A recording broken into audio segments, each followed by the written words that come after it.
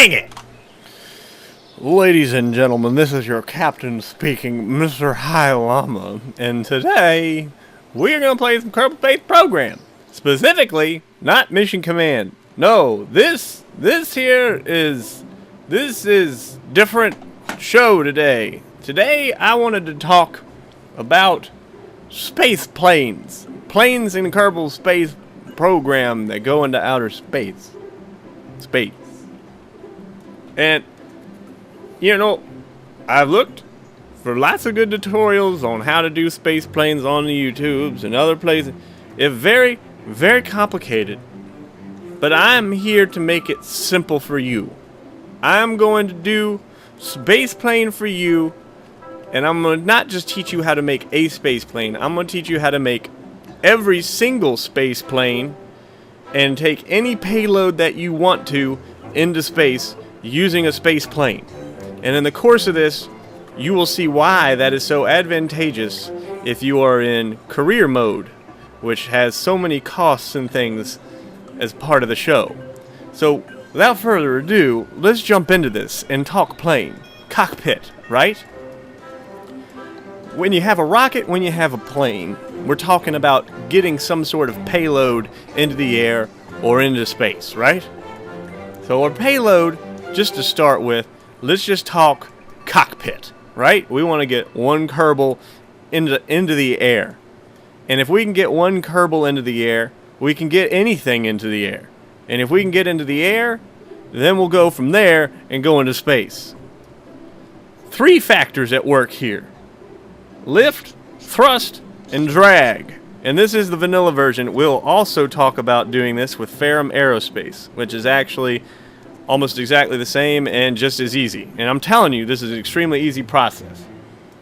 Lift, obviously, if you're not an idiot, you know, is generated by wings. That's why all airplanes have them, because they make lift. Lift is a force that opposes gravity that is generated by air moving over a wing.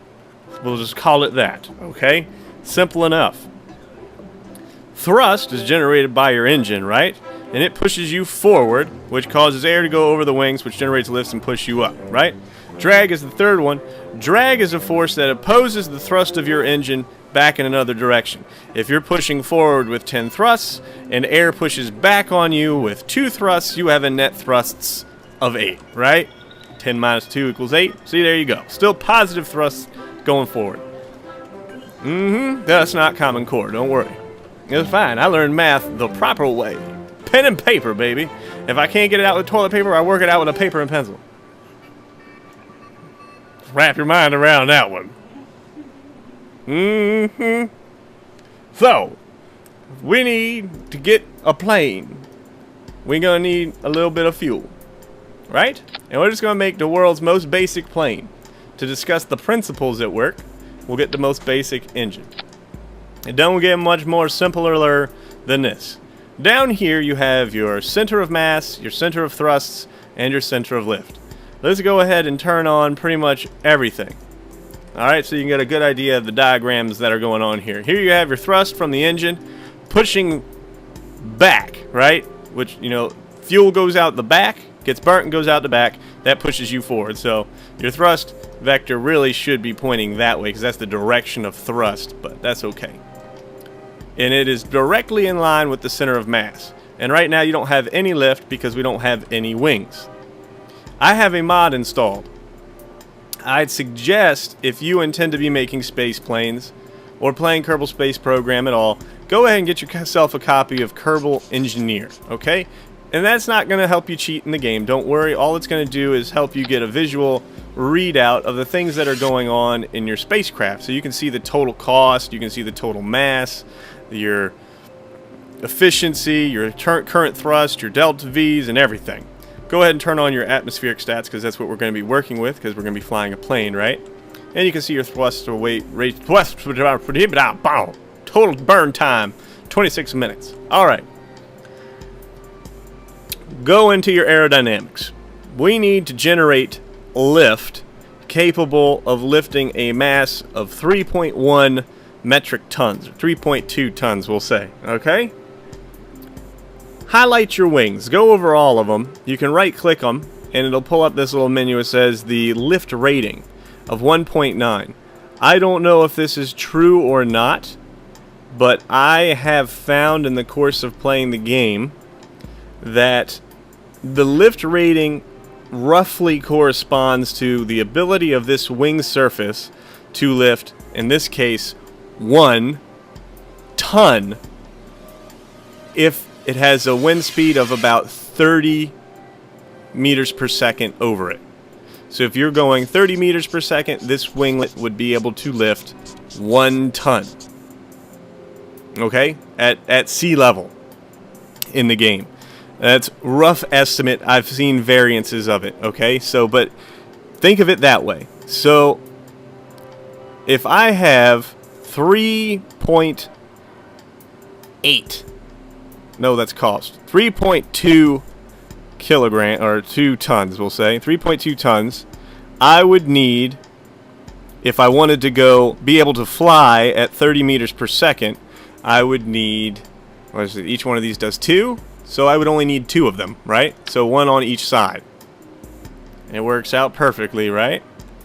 Here's what you want to do. Your center of mass for your vehicle is right here in the center. Everyone else is going to tell you to put your center of lift behind the center of mass. I'm calling all of those people wrong. Okay, right now, get that straight. They are all wrong. Do not do that. Your craft will not fly properly. Your pitch angle will be too great to be efficient. Put your center of lift directly under the center of mass. This wing will generate enough lift to lift up this entire vessel. Do that for all of your craft. You want enough wing lift on the center of mass to levitate the entire vehicle, okay?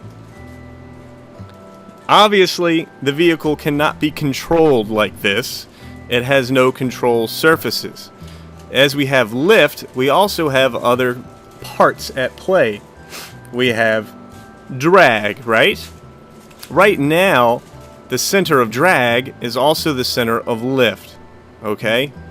Which is in the center of our craft. That means that wind has no proclivity to pull either the front or the back of this plane backwards. Okay? So the front end of your plane is just as likely to go backwards against the flow of wind as the engine itself is. Your plane left like this will do loop-de-loops all day long, and you will never be able to fly it, which is why people move the wings back. I'm telling you that is wrong. That is not how you do it. You leave your center of lift under your center of mass. Then get yourself a control surface that will allow you to pull your center of lift back. And I can't really get back far enough because my engine here is going to be in the way. But I can kind of get this accomplished with this. Maybe a bigger, better surface. We'll do this. Use my Shift E or, Shift E or Shift Q to adjust the angle. And I'm going to have it like this. Now you see that the center of lift has moved back. But we know that this wing is lifting up the entire weight of this vehicle right here, where the center of mass is, okay? Do that first. Make your craft have all of its lift around the center of mass. Make sure that there's enough lift to lift all of it. Now, I've placed these here, which will create drag, moving my center of lift back. Now, as the plane flies, this portion of the plane, the tail portion of the plane, will have the tendency to always stay behind the nose. Very good and very important. Okay? Now, let's talk control surfaces now that we have our balance and everything set up. There are 3 directions that a plane can go. Plane can go left and right like this. This is called yaw. Right? Turns like a car. Kind of bad for a plane to turn like a car. You really don't want it to do that. In order to fix that problem, if you find your plane is having that problem, is to take a winglet vertically, like this, and create a rudder. Just like a boat, but not upside down. It's called a rudder, and it will control yaw. And we will set this to control yaw. Very good. Very good. These in the back are flat like this, like the main wings right here, but these are in the back. If you want to be able to control your pitch, like this is controlling pitch down and pitch up, you'd want to apply a force either to the front or the rear of the plane, right? Not in the center of the plane. So these wings in the back are perfect for doing that. So we'll go ahead and say that they control pitch. You can also put the wings in the front, but if I put these wings in the front, that would move my center of lift and drag to the front of the vehicle, and the nose portion would always want to get sucked to the back of the plane. And we don't want to do that. So we do this, and we'll have it control pitch. Now, the plane also moves in another direction, and it's called roll. And that is like this, and I'm sure you've seen all kinds of jets and planes move like this before. It's kind of the natural way for planes to move. Ideally, you want these wings centered around the center of lift because you want your main wings to control roll and nothing else. You don't want them to pitch your vehicle. This isn't a glider, this is a plane. We'll get into that other stuff later. I probably only need one of these, and it should be centered on both sides. We'll just use one, because I probably only need one. Roll. There we go. Now we can control all three directions, right? Pitch, yaw, and roll. We have all of our control surfaces, and I think it's kind of obvious how they work. By creating more drag in the back, I can cause the tail to either go up or go down. By creating more drag on this rudder, I can cause the plane to either go slower on the left side or on the right side, therefore turning in a yaw. By creating drag on one of the wings, on this side or this side, I can generate more lift or less lift on one wing, causing one wing to rise and the other to sink, creating a roll. Fairly obvious and pretty simple when you think about it. Let's go ahead, now that the entire plane is basically built and totally flyable. What? You know what I forgot? In this game, the engines they're not naturally aspirated. They have to, well, they are naturally aspirated. I shouldn't say that. That's wrong. Wrong linguistics. But they do have to have air intakes. And for the very beginning, if you have the lowest tech grade, you're going to be using these radial intakes. So go ahead and slap one or two. They are physics-less, with the exception of creating drag, and only creating drag when the engines are turned off. As far as I know. That's how it seems to work. So go ahead and slap one of those on is all you really need, but for purposes of symmetry, I slapped on two. They are physics-less, as I said, so they actually in-game do not have any mass, because the game isn't finished being programmed yet. Wheels. You always want to have one wheel on the nose. Some people that have built their planes incorrectly by moving the center of lift behind the center of mass will have trouble rolling back because they're going to try to put their wheels in the back. And their plane won't roll back because the center of lift is actually on the tail section of the plane, which is bad. Which is why our center of lift, despite what this says, is actually in the very center of the plane. So all we have to do is put our wheels, and I'll just set them right about here, get two of them, right behind the center of lift, or the center of drag. Never put them in front of the center of mass, because then the tail will just fall down. But if you set them like this, the plane will land stably every time. Do not worry, it will be perfect. They do what they do what they're supposed to do, but they're not very good at what they do. They don't have a very large range of motion, which tends to cause drama. But that's okay. We'll just slap on. Oop, hit the wrong button. These guys have a far greater range of motion, and they're much more sensitive, so we'll use these. Everything should still be fine. Make sure our torque is turned off. Very good. And let's give it a shot now. This time we're good to go. There we go. And we're off. And gear up, and we're flying like a champ. And we're going way too fast. You can use the Alt key and up and down to control your pitch. A lot of people use the SAS to control their pitch. That's You just want to use the trim controls. Trim controls are your friend. And there you go. We are good. We are good to go. This is a perfectly good flying aircraft and very well balanced, and it'll do its job just fine and dandy. Just fine and dandy. Look at it go. Beautiful plane. Beautiful plane. Beautiful baby boy. But it could be better. It could be better. You see, as I increase and decrease the fuel level, the center of mass actually goes back. That is a simple fix. If you want the center of mass to go forward, all you have to do is increase the distance from your fuel tanks where all the weight on your plane is, which should all be in the back, as far back as you can get it. Increase the distance. Now watch. Now my center of mass actually goes forward. I start to generate more lift, more stability as I burn fuel. So there you go. I will have to readjust this all now because I changed the properties of the airplane. Okay, and we're back. Let me turn off our torque so we can see how controllable our plane is.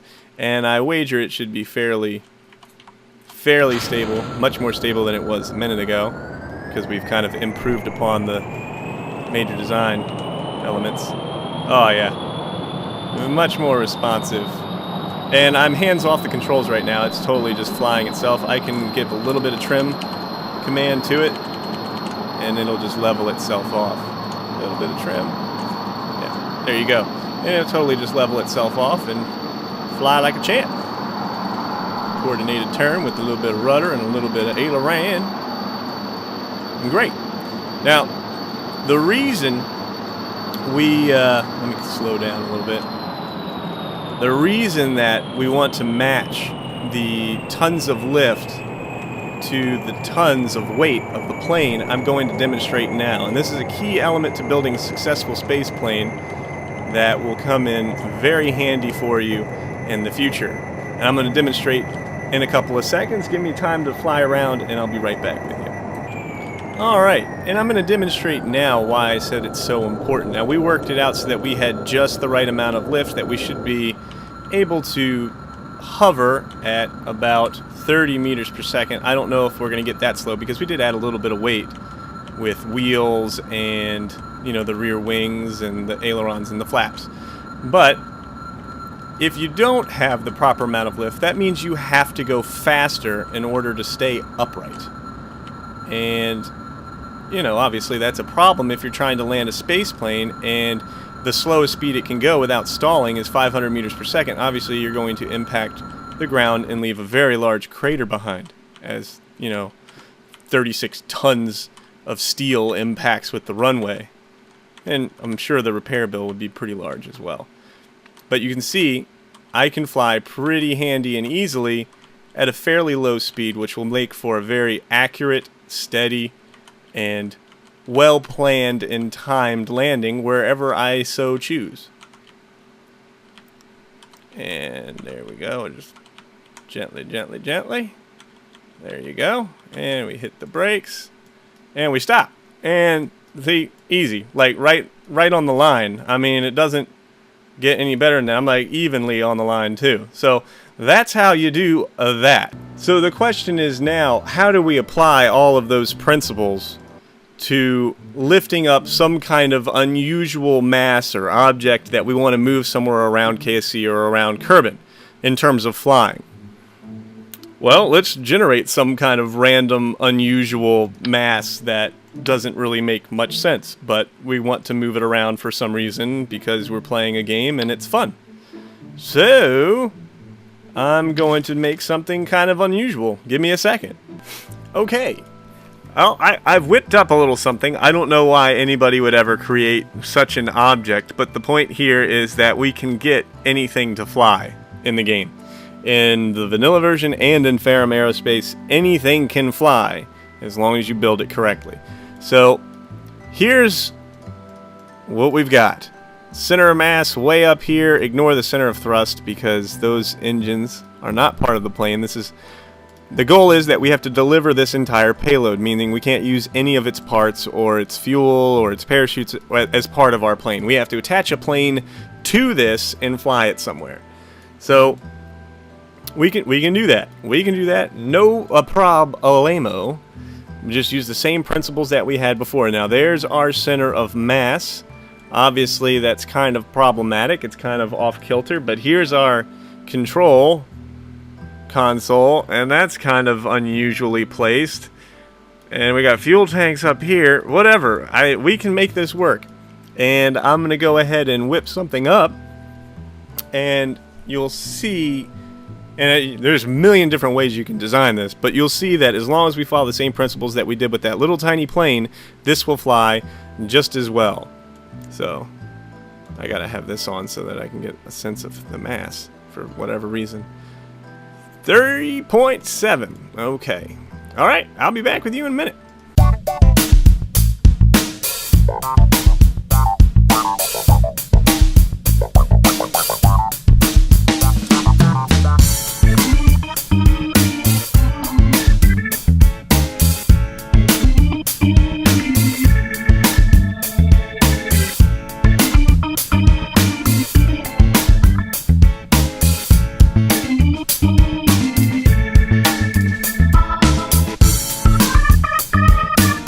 Okay, I've made some really odd choices, but I'm gonna walk you through why this is gonna fly, and then we're gonna go fly it.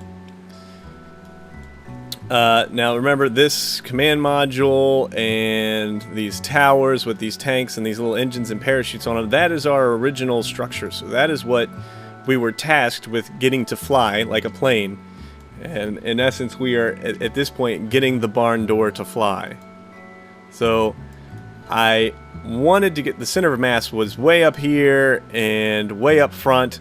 So what I wanted to do was move the center of mass back. What I did is put this decoupler here and a long expanse of nothing, which doesn't weigh anything, and I put my fuel way back here, my engine way back here, so that it would pull the center of mass back and down a little bit so that I had some room to work and make something with. Then it was a simple matter of trying to line up the wings so that I could get the center of lift to be directly on, or I think it ended up being slightly a little bit underneath, but pretty much directly on our center of mass. And then I put our little elevators in the back to pull some drag back, and our little rudder also pulling drag back. So we should be good. So even though this is ridiculous looking, in the vanilla version of the game, this will work. If you're using Ferrum Aerospace, this wouldn't. You would have to do some other work to make this happen. Really, probably just adding more rudders. But in this case, we should be good in the vanilla version because most of these parts actually won't be generating drag. So I think we're ready to go. Don't think there's anything else I need to mention. The landing gear. This front one I should have put under here, but since this is part of the payload that we're going to be delivering and dropping off for whatever reason, God knows why, I didn't want to put the landing gear on it because then it would be stuck to it permanently. So I've got it up here, which is kind of close and not right up near the front where it should be, and these are a little too far back, but hopefully it shouldn't be an issue. I think we'll still be able to lift off. There should be enough lift that we can handle it. I think I got everything assigned properly. Very good. Very good indeed. Let's launch it in the name of science. 6.6 tons. I've got 4 wings, so 4 at about 2 lifts apiece. Even though we're not going to be landing this, that should give me about 8. So that's fine. And our thrust to weight ratio, as long as it's over 0.5, you will be able to fly. So don't worry about it. Should fly just fine. First try. First try. Now that I haven't forgotten any parts. Okay. Here we go. Looking good. Looking good. And I'm up. Gear up. Throttle back a little bit. Look how fast. Look at it. I'm flying a barn door right now. I'm flying. I got to pitch down a little bit. This thing's trying to fly too well. So let's fly over. Oh, I don't know. See if we can deliver our payload to the control tower, I guess. I'm going to hit that control tower. Yeah, that's for not giving me that raise I asked for, you bunch of jerks. Take this, suckers. Payload, go. And the plane goes away, and the payload comes down.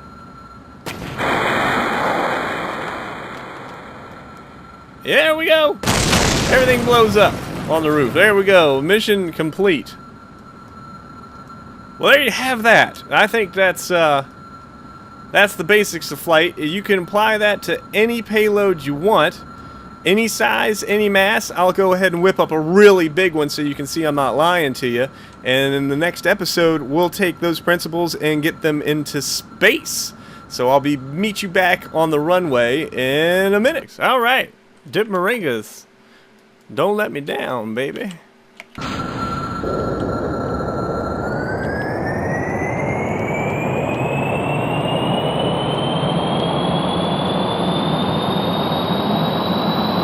There we go. Little placement change in the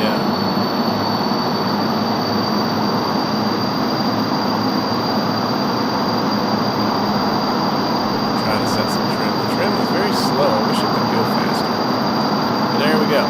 Oh, look at how faster now too. Oh, very good. Oh yeah, just a couple little changes. Getting rid of that oxidizer. It was almost 10 tons of oxidizer that I had in there that I had forgotten to take back out. So that was what killed us. But there we go. Completely stable. I'm not even hands on the controls right now.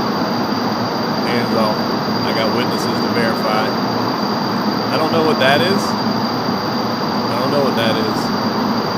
That's why it's called the Dip Moringas, basically.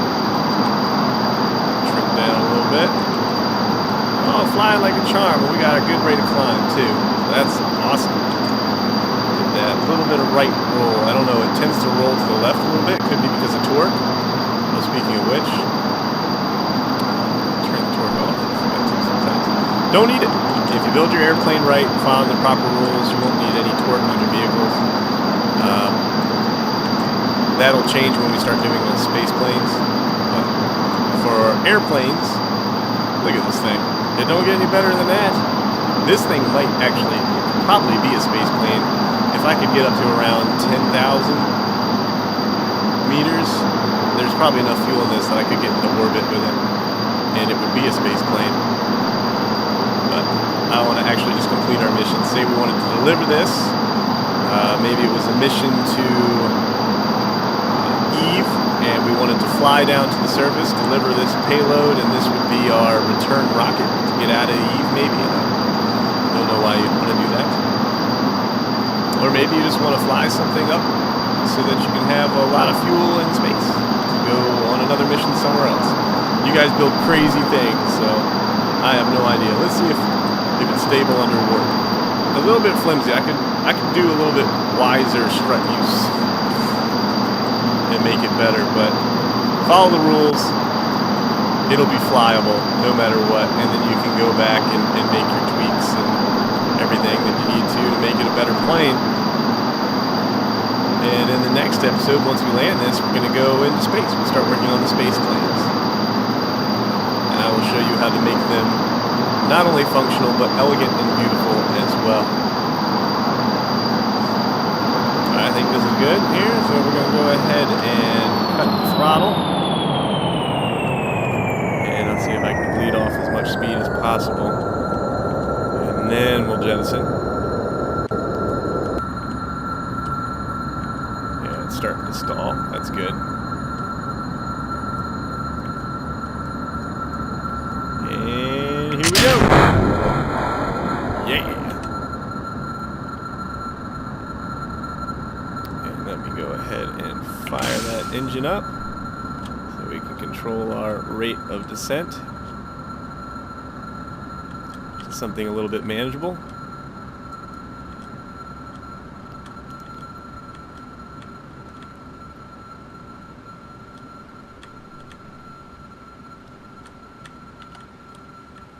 Pieces of plane flying all over the place. That's awesome.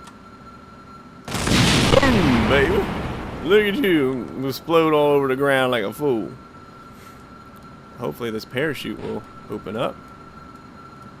Yeah. I like how the parachute's very slow opening now. That's nice. Less G-shock on your Kerbals. Nice gentle landing on this hill that is going to get us killed. Great. Get down, yo.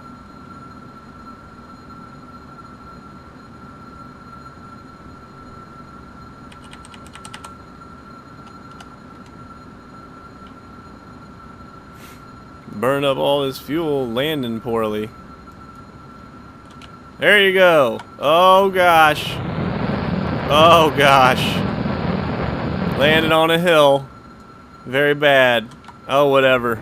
Who cares? Alright guys, thanks for watching. I hope this has been helpful to you. You can make a plane out of anything, and it's really easy. Just follow the simple principles and download Kerbal Engineer. It's very helpful. Otherwise, you got to do all the math pen and paper style, and that's no fun for anyone, especially me. So, alright, see you guys next time. I guess I'll end it on an explosion. And explosion. And let's kill some Kerbals. Kill some Kerbals. Kill them. Kill them. Here it comes. There they go. And kaboom. There you go, guys. Thanks for watching. Next time, Mr. High Llama. Mr. High Llama. Mr. High. Hey guys, this is Mr. High Llama, and I just wanted to say thank you very much for watching. Please remember to click like and subscribe right underneath the window, and leave a comment too. I want to hear what you have to say, good or bad. Give it to me straight. And tune in next time when we play some more video games, just on a different day.